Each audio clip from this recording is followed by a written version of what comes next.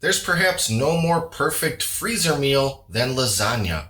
A delicious pile of meat, cheese, sauce, and noodles just sitting there waiting to be heated up and devoured. And while many make-ahead frozen lasagnas are assembled but not pre-cooked, my preferred method is to cook the whole thing before freezing. The finished product comes out just as good, and I have the choice of reheating in the oven or microwave when the time comes to eat it. So in this video, I'm going to show you my method for making, freezing, and reheating lasagna. And of course, the first step is to make an entire lasagna. So let's do it.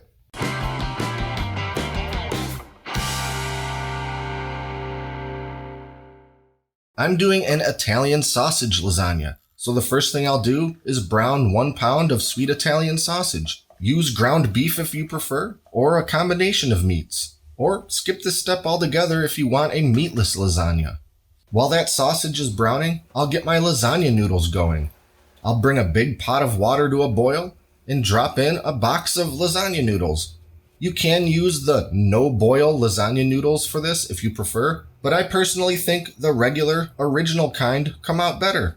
We'll let that boil a few minutes and then lay those noodles out on some paper towels to get some of that excess water off of there.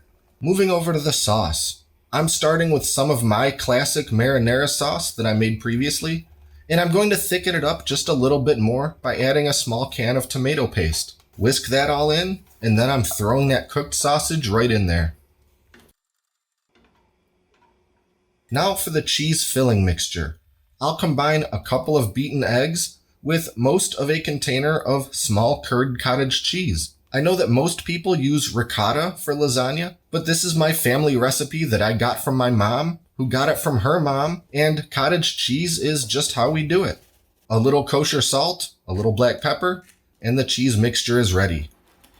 Now we're ready to assemble this thing. I'm making this lasagna no differently than I would if I was going to eat it for dinner tonight, with one exception. I've put a sheet of parchment paper in the bottom of my casserole dish. This is because the entire dish will be going into the freezer, and this will help keep that bottom layer of sauce from freezing completely to the dish. After spreading an initial coating of sauce on the bottom over that sheet of parchment paper, I'll lay down the first layer of noodles,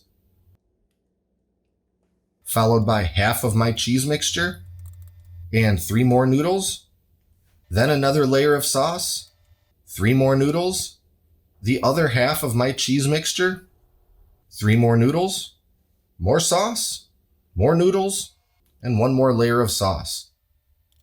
And then finally, a great big old layer of mozzarella cheese.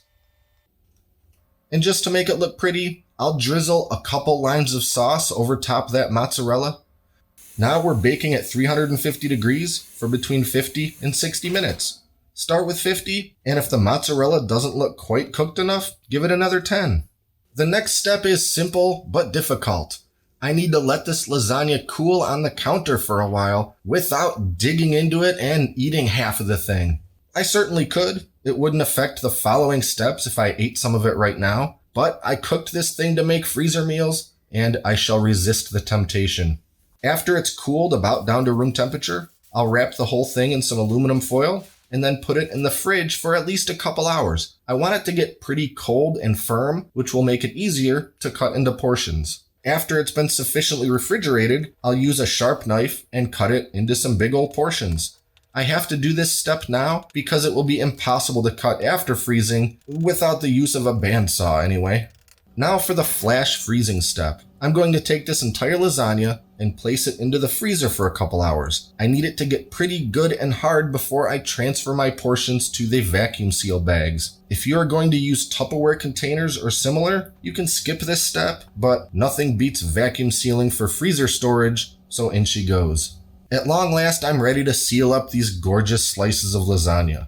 The vacuum seal bags I'm using may appear a bit larger than they need to be, but for something as thick as a lasagna slice, I will need plenty of room. Though I did end up trimming a little excess off of this bag. Then I'll seal it up with my FoodSaver machine.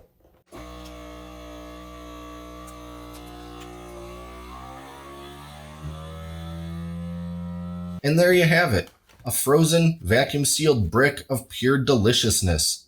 After sealing up the rest of my portions, they're ready for the deep freezer.